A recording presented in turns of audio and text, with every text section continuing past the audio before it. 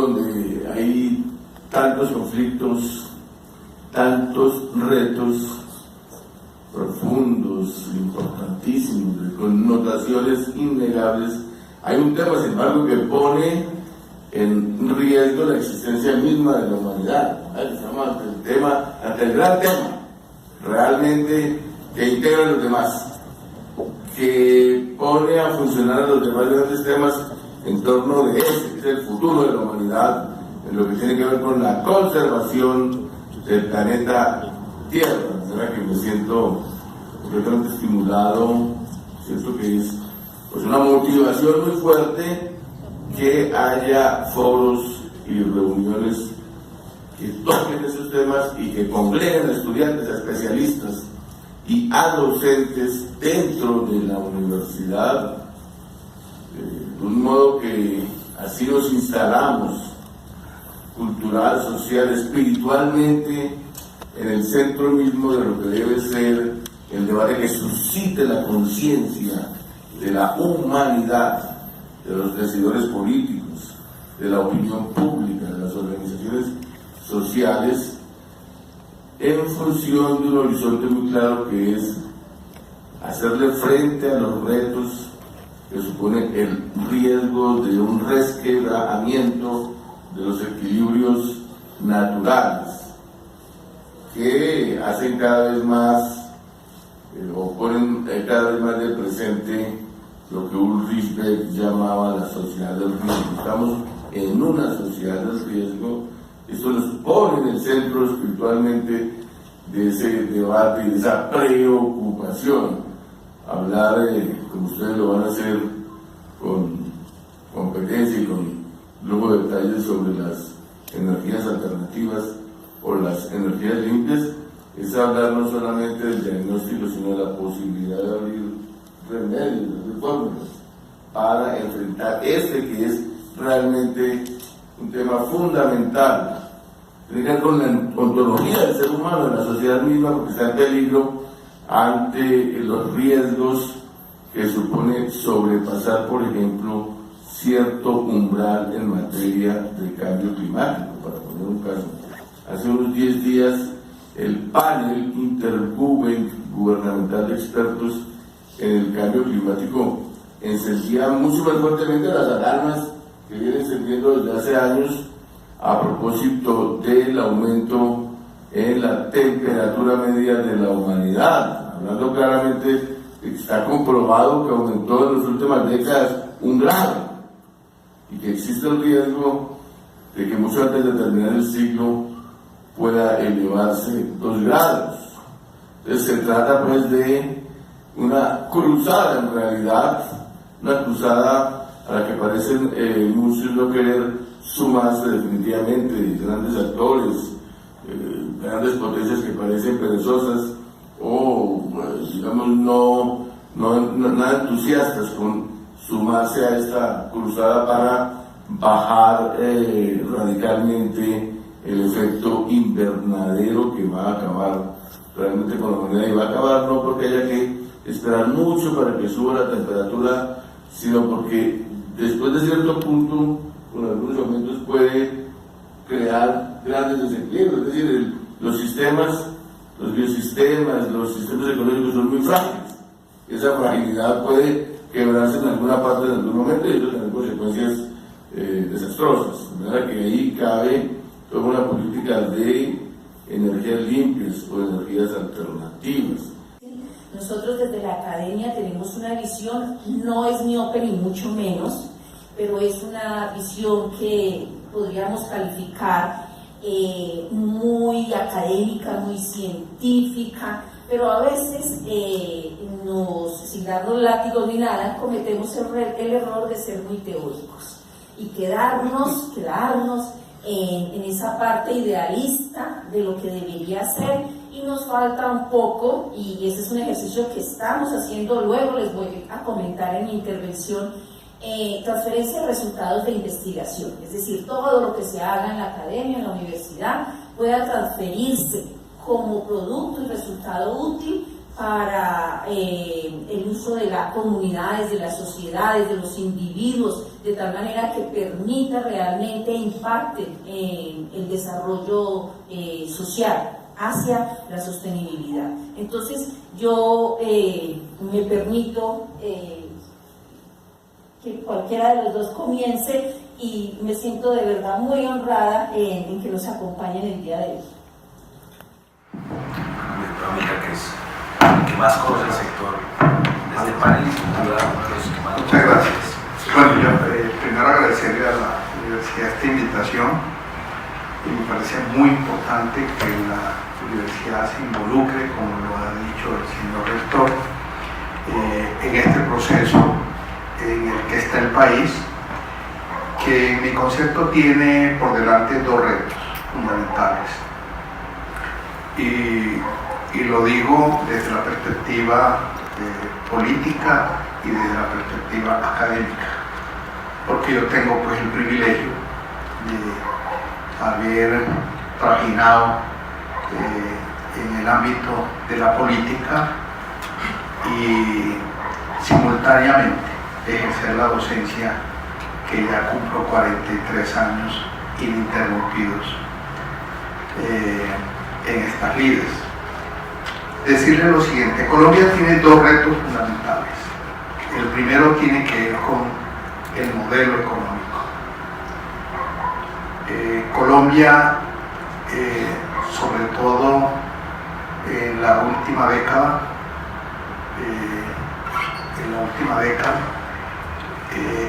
ha visto reprimarizar su economía. Y este fenómeno no se ha dado solamente en Colombia, sino en América Latina. Así lo ha podido establecer la Comisión Económica para América Latina, CEPAL, y ha llamado la atención sobre la inconveniencia de que ese proceso se diera y se dio. ¿Y a qué obedeció esa reprimarización de la economía?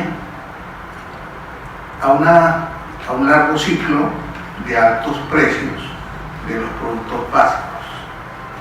2003, 2011 fue un periodo durante el cual los productos mineros gozaron de muy altos precios, una coyuntura de muy altos precios. Y en el caso del petróleo, ese ciclo de altos precios se prolongó hasta junio del 2014, cuando el precio del petróleo alcanzó los $115 el barril. Entonces, esto trajo consigo lo que se conoce como la enfermedad holandesa.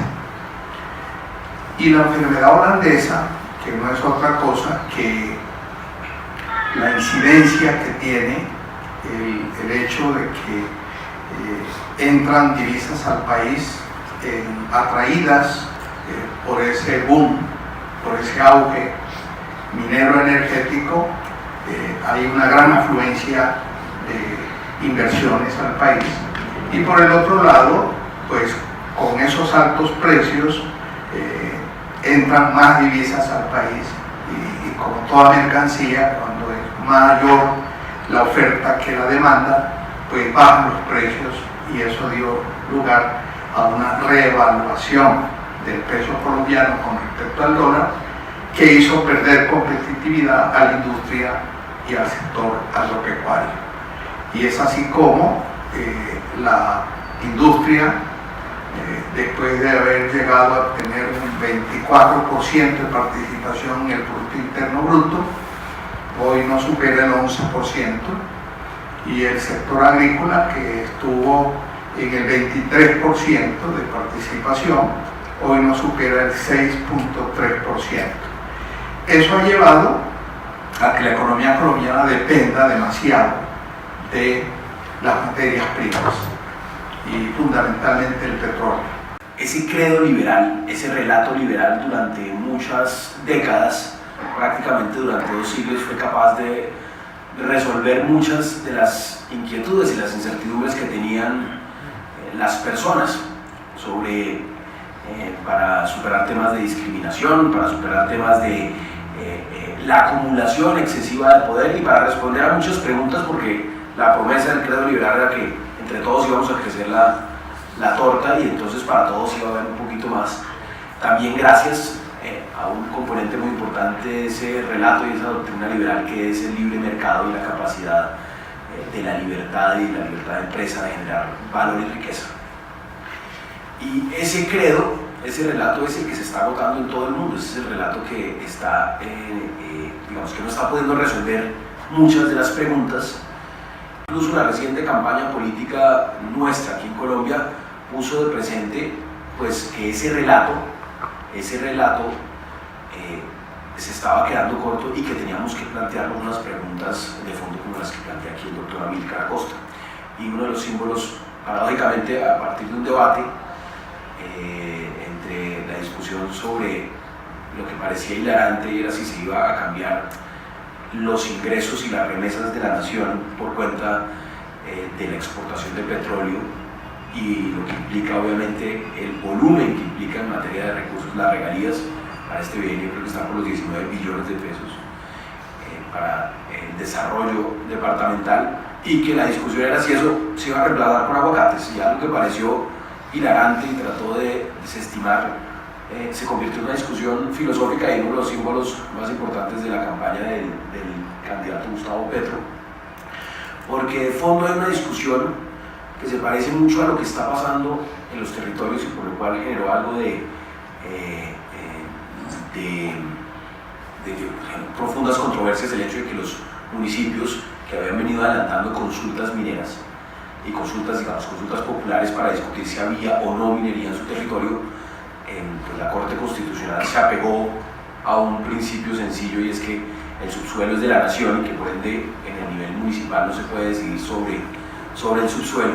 Allí hay una discusión desde lo constitucional muy interesante, pero yo creo que desde lo político la única realidad es que si los territorios están tomando decisiones sobre qué prefiero y qué modelo de desarrollo prefiero, y si sobre los votantes en Colombia masivamente están tomando decisiones sobre si prefieren, para ponerlo de la manera más sencilla, el aguacate o el petróleo, o como ocurre en muchas de esas consultas, que si es agua o petróleo, digamos que es una forma muy efectiva de comunicar pues una complejidad que implica ese desafío de las energías no renovables y de una economía extractiva, pues ahí hay un tema de fondo que me parece fundamental entender, y es solo con un cambio estructural, cultural, es que se van a superar en las personas, y estas discusiones se están llevando a cabo porque hay unas inquietudes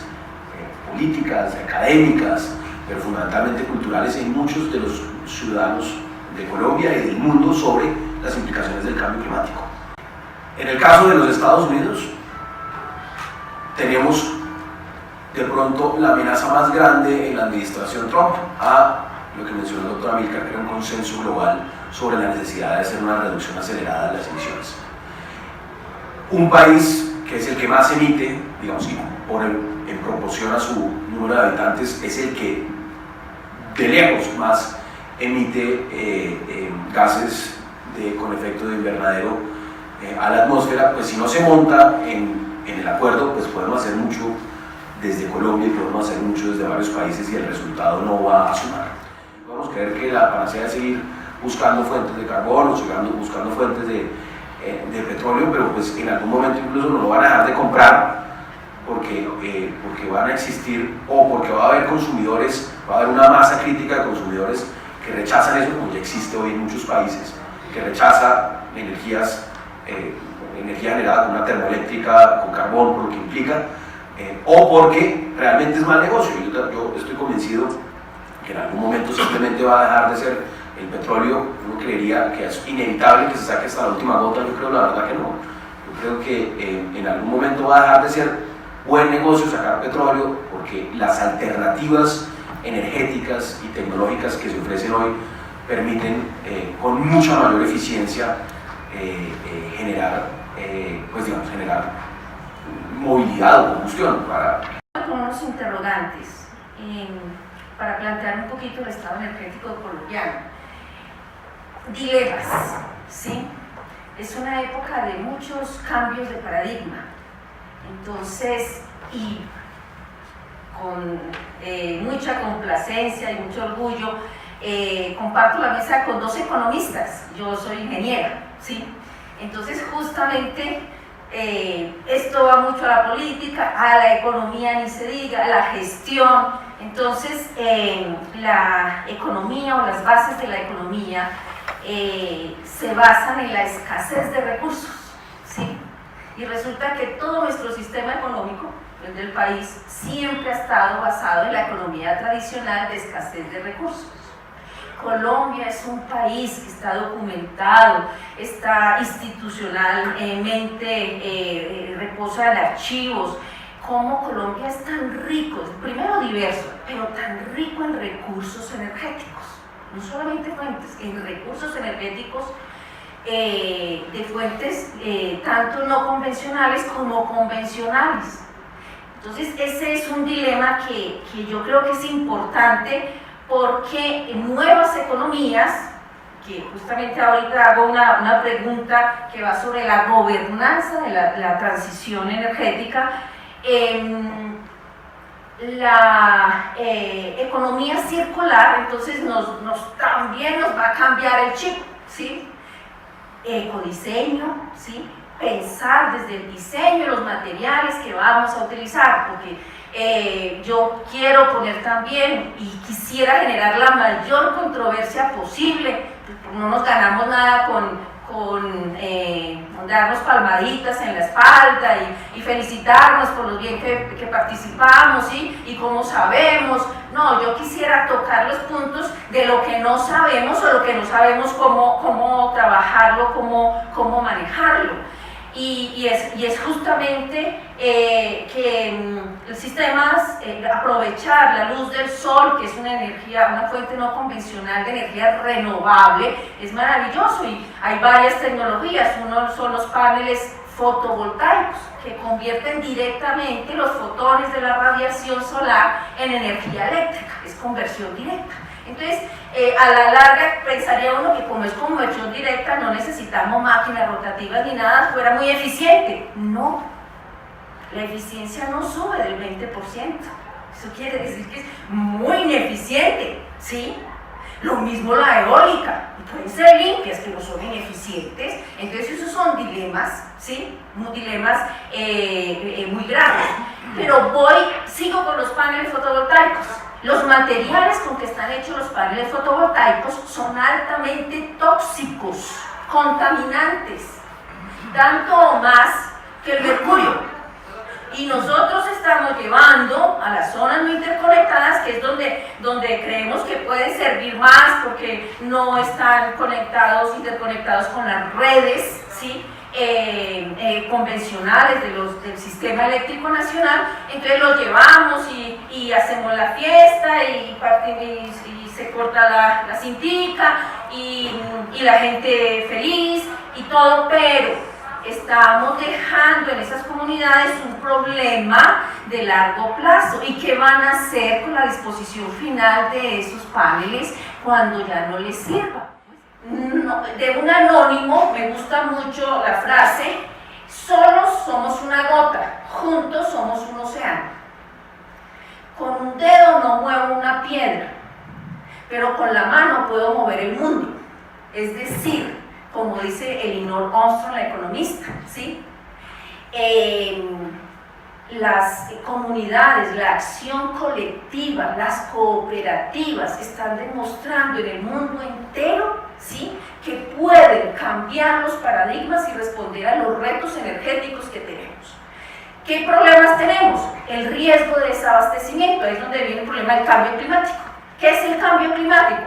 El cambio, las variaciones de los patrones del clima, de lo que conocemos del clima, ahora cambian distinto a efecto de varios fenómenos climáticos, como el fenómeno del niño o de la niña. Entonces, Colombia tiene una matriz energética básicamente basada 70% en producción de energía eléctrica, 70%, si es en capacidad instalada más o menos es 64%, pero si es en energía que se produce, energía eléctrica, es 70% aproximadamente por hidroeléctricas, un 24% con termoeléctricas y un 6% de plantas menores. No quiere decir que todas son renovables, sino pequeñas plantas, donde hay renovables y hay no renovables también.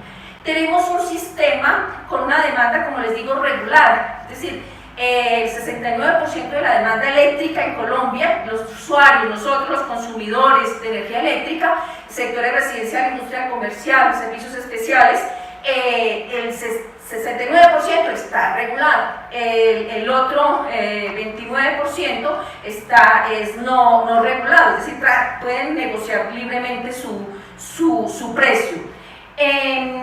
Los ciclos, hablamos de renovables, es cuando el ciclo de regeneración es corto, ¿sí? Entonces se puede renovar, regenerar ese recurso energético.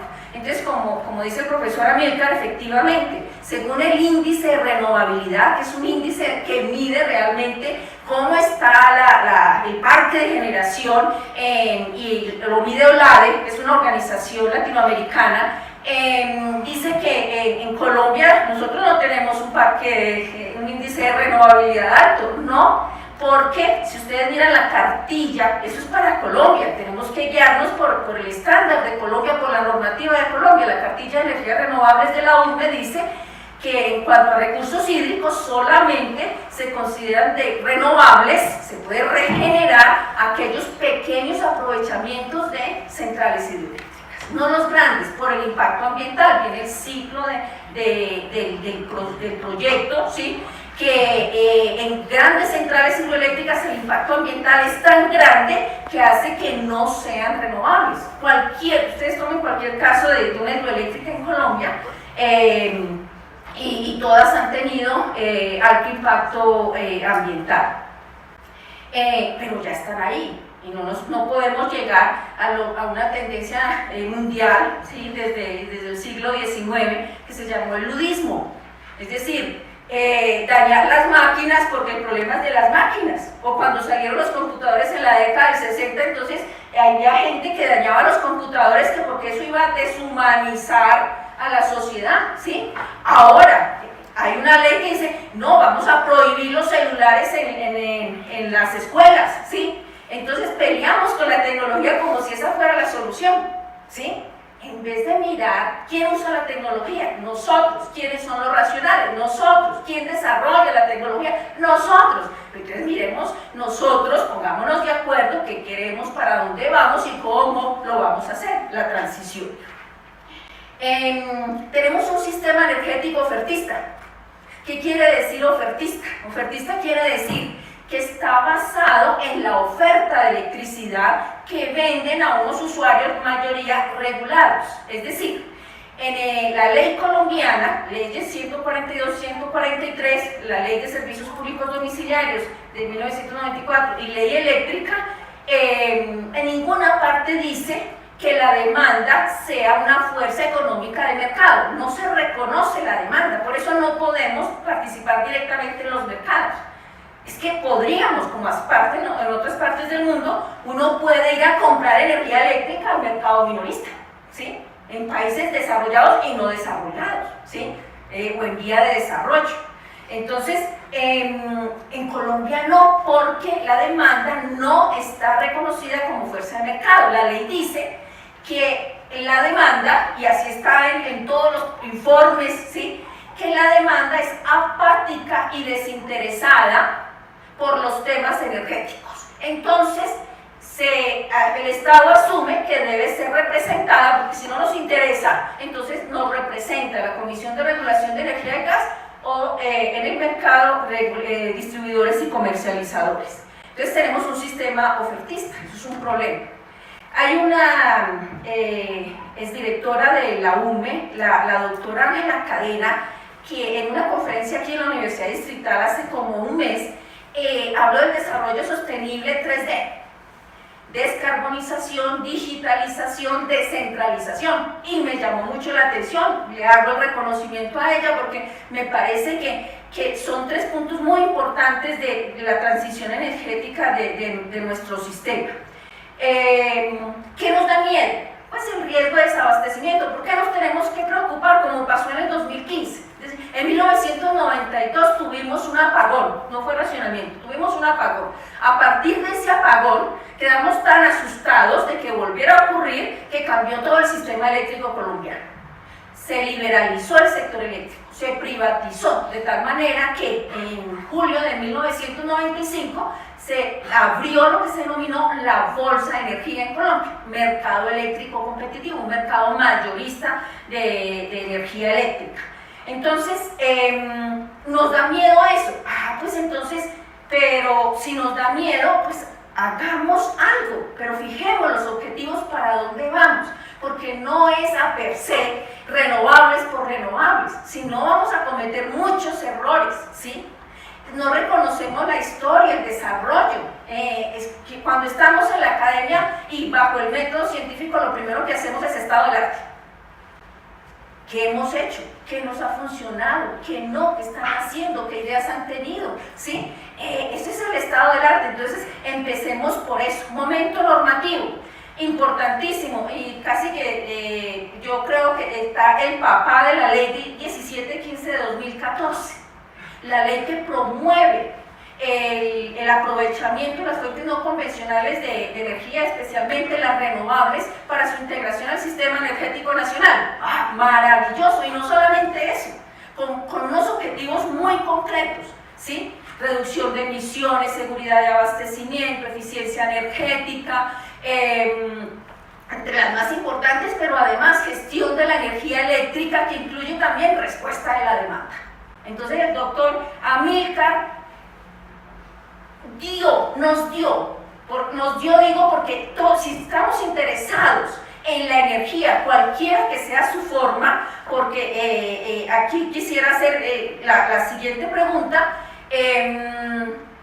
la posibilidad de que cualquier persona se pueda convertir autoproductor de energía eléctrica, ¿sí? Y que pueda, si le quedan excedentes de esa energía que autoproduce, es decir, para su propio consumo, pero le queda un poquito, lo pueda vender a la distribuidora que le suministra su electricidad.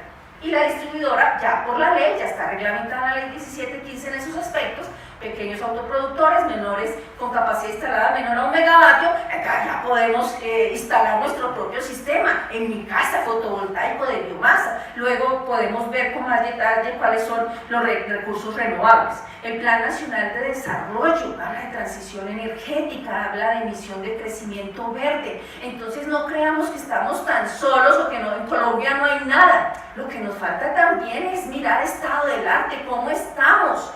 Miremos a ver, partamos de lo que hay para avanzar, porque si no vamos a seguir patinando y patinando. El Plan Energético Nacional y Diario 2050, importantísimo, de 2015, la URME, ¿sí? Donde también se habla hacia dónde queremos ir, cuáles son los objetivos.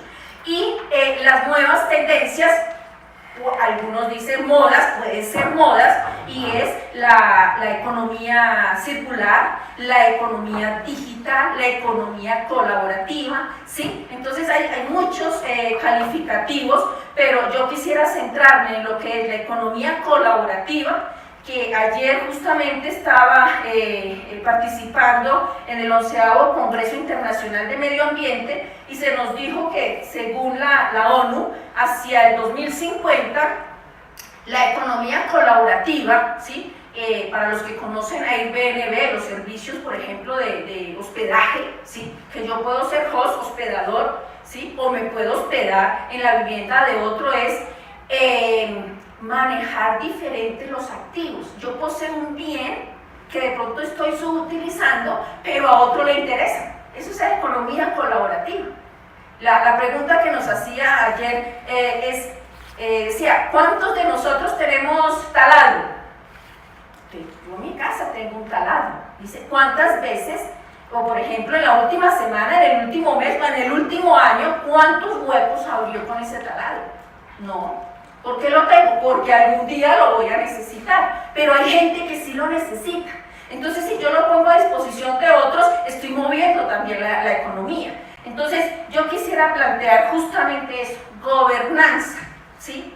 Gobernanza de la transición energética hacia todas las medidas y acciones necesarias para evitar, o más bien asegurar el abastecimiento energético de manera eficiente y sostenible en el largo plazo, para no afectar la calidad de vida y los recursos disponibles para las futuras generaciones.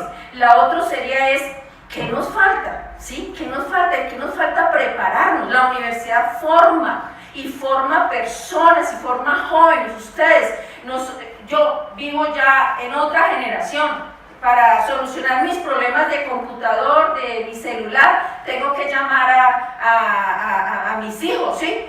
O a los amigos de mis hijos, porque ya yo no soy de esa generación. Yo quisiera, justamente por el aspecto político y económico, y será que el Estado, ¿sí? ¿Será que vale la pena, justifica que el Estado sea tan paternalista, que no nos deje pensar, organizarnos y justamente generar los canales de cooperación como en Alemania? En Alemania 800 cooperativas, y es el primer país en el mundo que pudo abastecer toda su demanda eléctrica con renovables hace 2 años.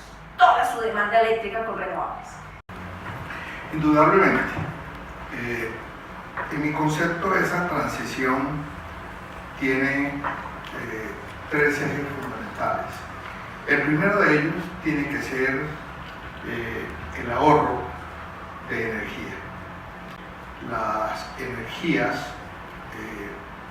renovables y no renovables tienen que usarse de una manera eficiente. Lo segundo es la necesidad de diversificar mayormente la matriz energética. Colombia tiene la ventaja de tener múltiples fuentes de energía renovables y no renovables, convencionales y no convencionales. Y lo tercero es la necesidad de la integración a la matriz energética de las fuentes no convencionales de energías renovables. En ello yo creo que Colombia ya ha dado un paso importante con la ley 1715. Tiene esta ley como antecedente la ley 697 del 2001, que fue la PROURE, que se llamó Pro Uso Racional y Eficiente de Energía. Esta ley tiene 2 componentes.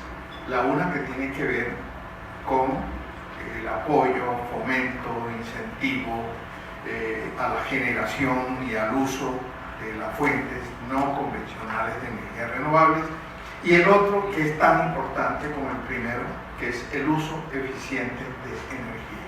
El cambio climático no es cíclico, porque si fuera cíclico ya tendríamos modelos de predicción de cuándo se va a presentar, y podríamos de esta manera estar en capacidad de alistarnos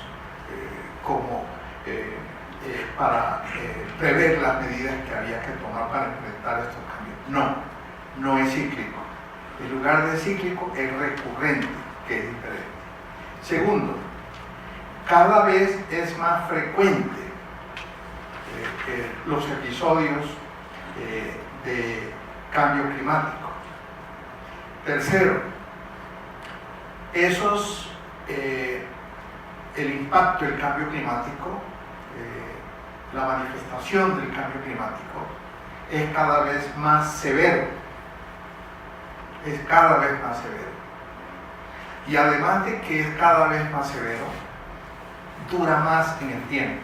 O sea, el fenómeno del niño o el fenómeno de la niña, que digo yo, ya dejaron de ser fenómenos, porque el fenómeno es cuando ocurre ocasionalmente, no. Ya el fenómeno del niño y el fenómeno de la niña sabemos que viene. ¿Cuándo viene? Es lo que no sabemos. ¿Qué tan fuerte va a ser? Tampoco lo sabemos.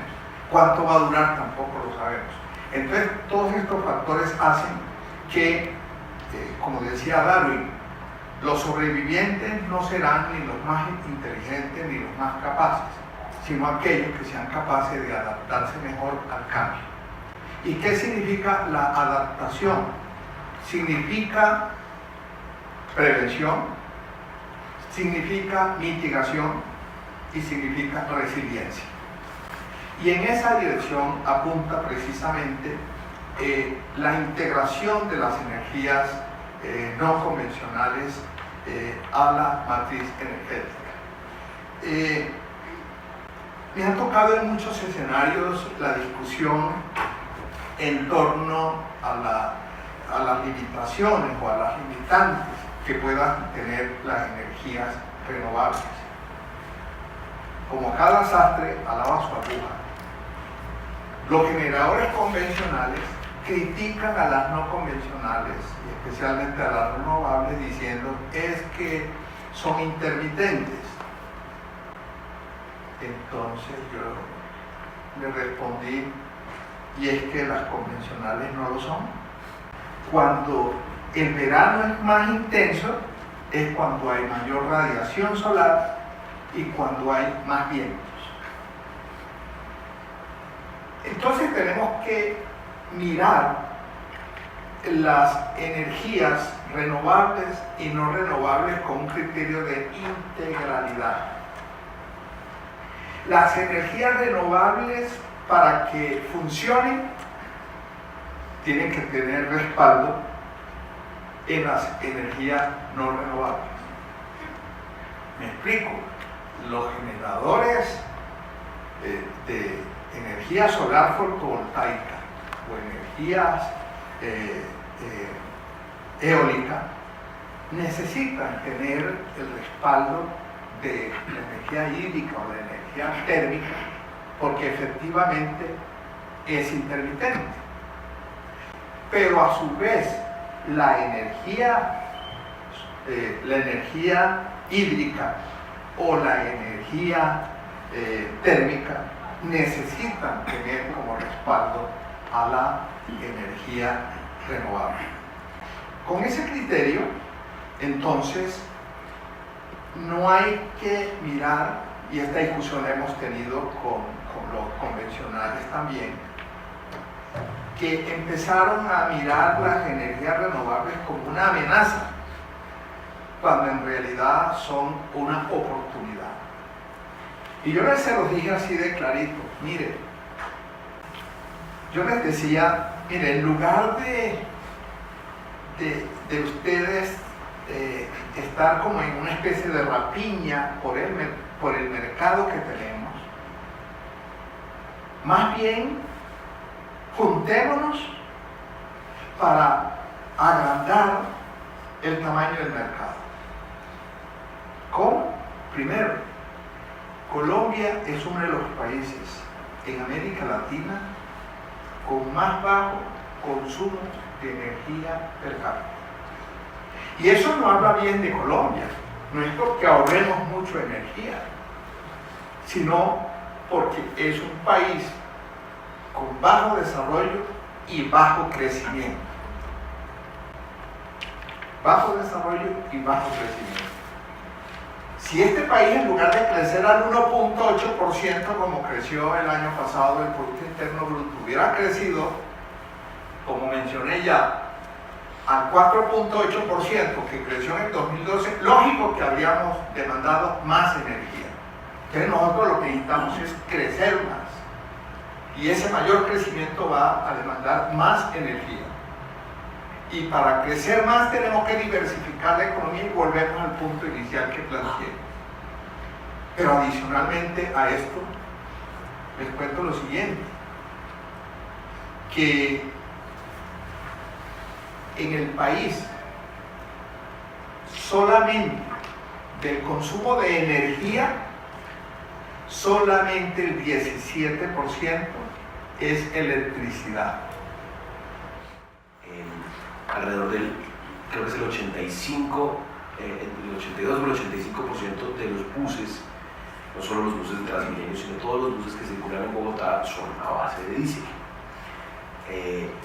Y hoy tenemos en Bogotá, y por eso también asociado al marco regulatorio, hoy tenemos en Bogotá muy pocos vehículos o híbridos o vehículos eléctricos, carros, y si tenemos unos pésimos niveles de calidad del aire. Estamos teniendo en Bogotá al año más de 190.000 personas que ingresan al sistema de salud por alguna enfermedad asociada a la calidad del aire. Entonces ahí viene la pregunta de la innovación y decimos, ok, la tecnología está, los carros híbridos, los carros eléctricos, los carros incluso con hidrógeno están. ¿Qué falta para que en Bogotá veamos que empieza a haber una transición hacia allá? Y la realidad es, uno, hoy sigue siendo más costoso, siguen siendo vehículos más costosos que los de combustibles fósiles, y las exenciones de impuestos que hay en Colombia para la importación están limitadas, son alrededor de 2.000 unidades al año que pueden llegar con un beneficio arancelario, por lo cual realmente son muy pocos los que están llegando, y además las empresas importadoras, las empresas de carros están evitando, porque no saben si van a estar pidiendo su orden siendo el número 1800, es decir, que de pronto la mitad de los vehículos que importan no alcanzan a tener el beneficio tributario. Entonces eso ha llevado a que incluso se importe menos de la cuota que está establecida. Pero aquí de fondo hay una limitación regulatoria, y es que no hay incentivos o por el beneficio de parqueo o porque el impuesto de rodamiento pague $1.000.000 o pague 800.000 pesos y ruede todo lo que pueda. Los impuestos de rodamiento eficientes son aquellos que tributan su tributo marginal, es decir, que tributan por cada kilómetro rodado, y mejor aún si lo hace dependiendo del nivel de emisiones o de qué tan contaminante es el vehículo, para analizar lo que decía el doctor Amílcar. Entonces es un vehículo que emite que consume mucho combustible, que es ineficiente, pues debería pagar más impuestos. Y debería más pagar impuestos no una vez al año, independientemente de lo que ruede, sino por kilómetro rodado. Me extrañó una declaración que le escuché al señor alcalde, que todos reconocemos que es una persona de mundo, que dicta conferencias por todo el mundo sobre ciudad, y le escuché decir, respondiendo a quienes reclamaban que por qué no se le daba más oportunidad en esa licitación a los vehículos de motor eléctrico, dijo, es que eso no lo han terminado de inventar. Y resulta que la Volvo, que es el principal proveedor del Transmilenio, ya notificó que a partir del 2020 deja de fabricar motores a combustible y solamente va a fabricar motores eléctricos. O sea que vamos más bien a tener problemas de repuesto y de mantenimiento de los vehículos de combustión. Y lo segundo, una precisión importante. Es cierto lo que decía Luis Ernesto, que hoy en día todavía es mucho más costoso un vehículo con motor eléctrico que con motor de combustión. Pero este otro dato es importante porque compensa ese mayor costo. Y es que hay cifras, hay registros certificados que muestran que ya con el desarrollo que ha tenido la tecnología del motor eléctrico, el vehículo con motor eléctrico alcanza a recorrer el 85% más por energía equivalente. De manera que ese mayor costo de adquisición del vehículo se compensa con creces con la operación por cuenta de la energía eléctrica en un caso y el combustible líquido en el otro. Todo eso claro que va ajustado a las circunstancias del país, pero no solamente del país, en Colombia de los territorios. Dinamarca es un país chiquito, ahí no tenemos tanto microclima. En Colombia cada 10 kilómetros hay otro microclima, ¿no? Entonces acá claro que hay que ver eso, en donde da sentido meter solar, pues quizás no ha sentido meter eólica, ¿no? Y biomasa es complejo, hay que analizarlo a nivel del impacto, pero biogás, por ejemplo, sabemos que tiene un impacto y se puede hacer también a escala micro, que les voy a mostrar después. Bueno, pues todo eso nos lleva a una transición realmente hacia cero emisiones de carbono, y la buena noticia es que sí lo podemos lograr.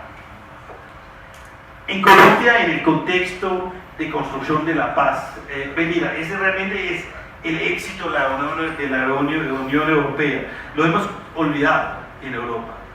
Y Colombia hoy en día es una estrella de seguir para mucha gente en el mundo a nivel de construcción de paz. No es fácil y no pasa noche a día, pero tenemos que construirlo. Y el éxito de Europa es que hicimos eso.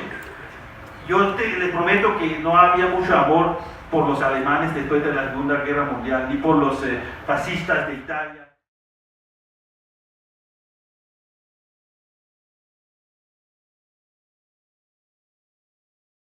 Cada vez nos especializamos, y si tenemos un problema de piel, entonces ahora hay el podólogo, que es el que se encarga de los pies, o el de mano, o el de el rostro, muy especializado. Entonces la idea es darle una mirada mucho más amplia, justamente para poder entender el tema en su magnitud y complejidad, y que nos lleva a problemáticas complejas, y la idea es abordarlas así, no ser simplistas ni reduccionistas, que es una corriente filosófica. Reducir el problema a su mínima expresión para poderlo resolver, y resulta que cuando lo resolvemos pues no solucionamos el problema, ¿sí? Porque lo simplificamos tanto que llegamos a una conclusión. Inclusive eso está documentado por la Universidad del Valle, que dice que en Colombia no es que la ingeniería sea mala, hacemos muy buenos proyectos de ingeniería, pero cuando los hacemos resulta que no resolvimos ningún problema real.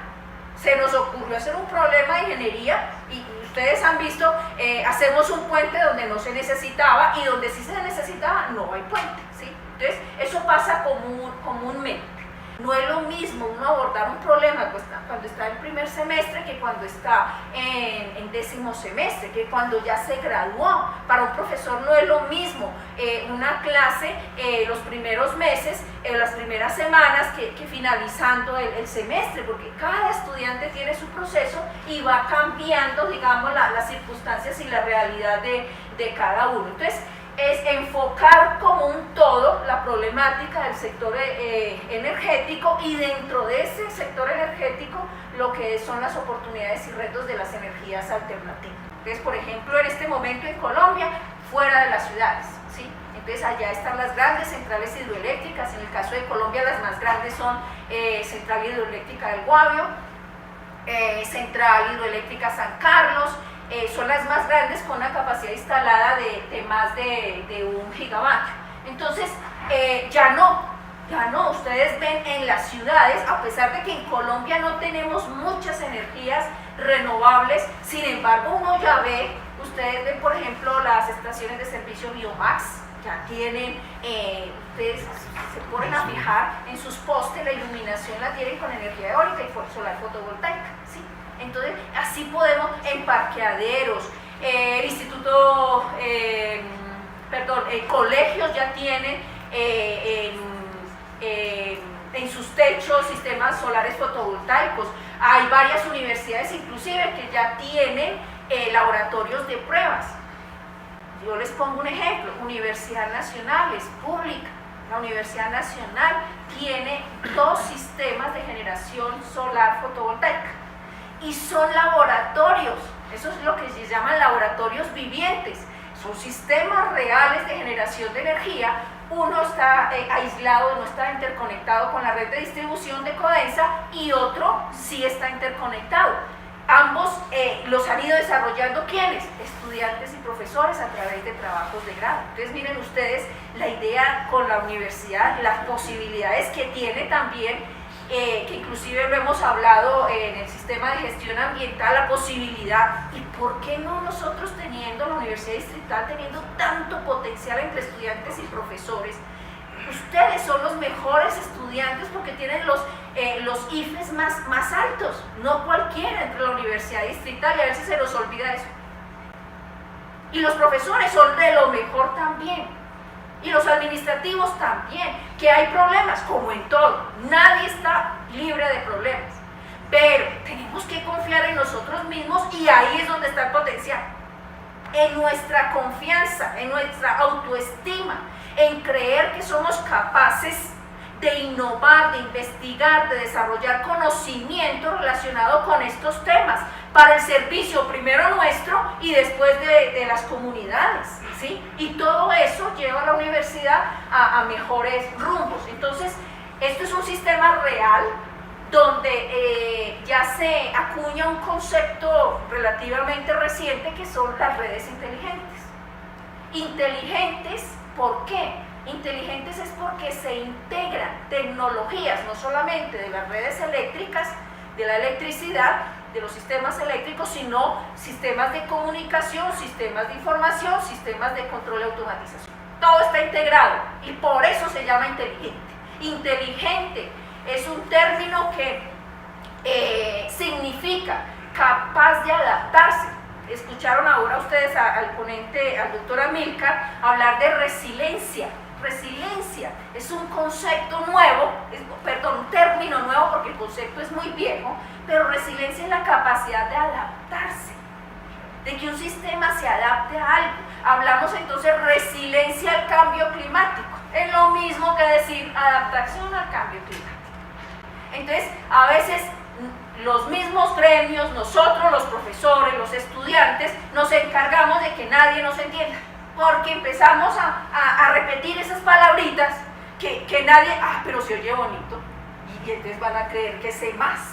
No por decir términos raros vamos a engañar, como dice por ahí, incautos, decir gente desprevenida.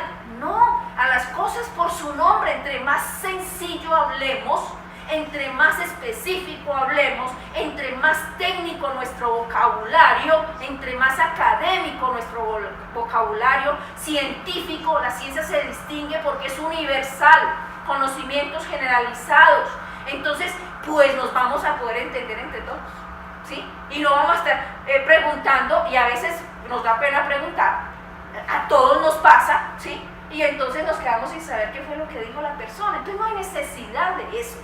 Estamos en la universidad y entre más claro, sencillo, sea nuestro lenguaje muchísimo mejor. Miren que no hay necesidad de decir resiliencia, pues al que le guste pues que lo diga, pero entonces en auditorios es importante hacer la aclaración. Entonces yo los invito es justamente a eso, porque ustedes no han notado, sin nada personal, sino es un concepto muy propio, es muy común de determinadas áreas del conocimiento. Entonces, por ejemplo, en informática, ustedes escuchan IoT, ¿sí?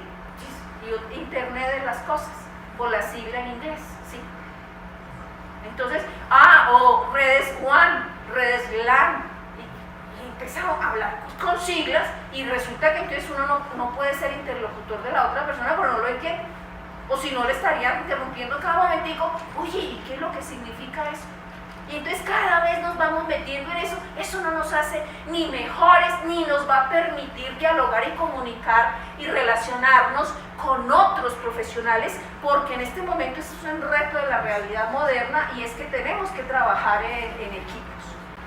Gestión eficiente de la energía, fundamentalmente entonces se habla de la demanda activa, la demanda informada y la demanda eficiente y moderna. Miren ustedes, todo centrado en la demanda.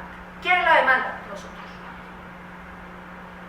Eso se ha hecho posible gracias a la ley 1715 de 2014, que dice gestión eficiente de la energía, participación de la demanda o demanda activa, y la demanda somos nosotros, que nos demos cuenta que no asumimos el mismo rol de siempre, ¿sí? de creer que no tenemos el derecho y una garantía, que no tenemos el derecho a reclamar, Inclusive termina uno miedoso con la distribuidora de no reclamar, no llamar a Codensa o a pasar una queja, ¿sí? Porque de pronto me cortan la energía. No es así. La superintendencia lo agradece, los felicita e inclusive les da algunos incentivos para que sigan participando. Ese es un interesante conversar con gente de la superintendencia donde dice, pero es que la gente no acude a nosotros, porque nosotros creemos que hemos perdido, nos ha pasado tantos cachos. Es decir, uno compra en Colombia una blusa y por cualquier motivo se le descosió el primer día que se la puso y va uno a reclamar y dice, de malas usted la compró de una talla equivocada, ¿sí? O está más gorda, entonces esa no le servía. Ustedes van en otro país del mundo, reclaman la garantía y les tienen que devolver la plata por ley, ¿sí? Este es el espectador que salió, el sector energético se dispara, necesitarán 6.000 profesionales y técnicos de aquí a 2022, ¿sí? Entonces, y miren que no dice electricistas, electrónicos, informáticos, de sistemas, ambientales, de todos.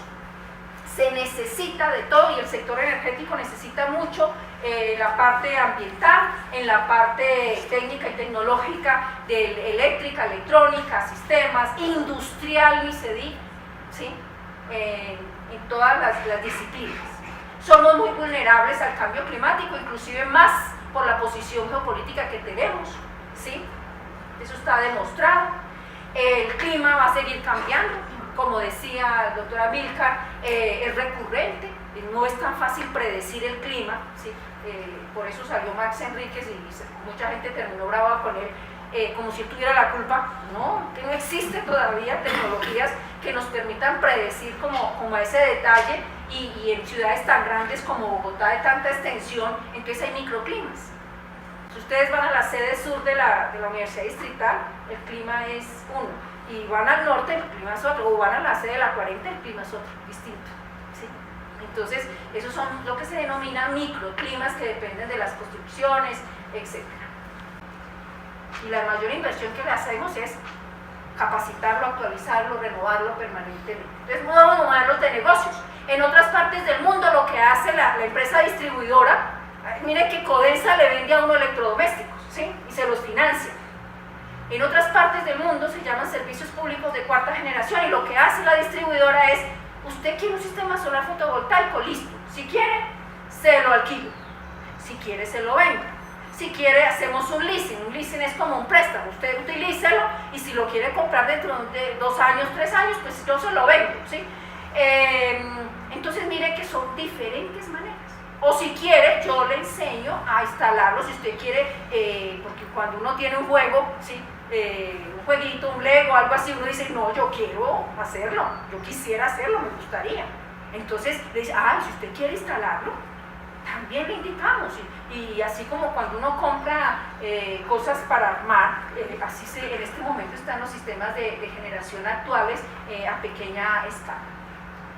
Conclusiones importantes: existe un alto potencial en la universidad. La idea es que tenemos capacidad de formular este tipo de proyectos, tenemos capacidad de investigar, de innovar, de crear, de generar nuevos hábitos y costumbres, de sensibilizar a nuestros compañeros, vecinos, amigos, familiares, para poder enfrentar esos nuevos retos y aportar a la transición energética. Eso sí, unos retos muy grandes: trabajo interdisciplinario, solos no podemos, con seguridad no podemos, tenemos que preguntarle a alguien, tenemos que validar información con alguien. Entonces, si juntos lo hacemos, pues, como dice ahora un lema de Codensa, ¿sí? Solos llegamos más rápido, juntos llegamos más lejos. Entonces, la idea es que lo hagamos juntos, para que lleguemos mucho más lejos y tengamos más alcance.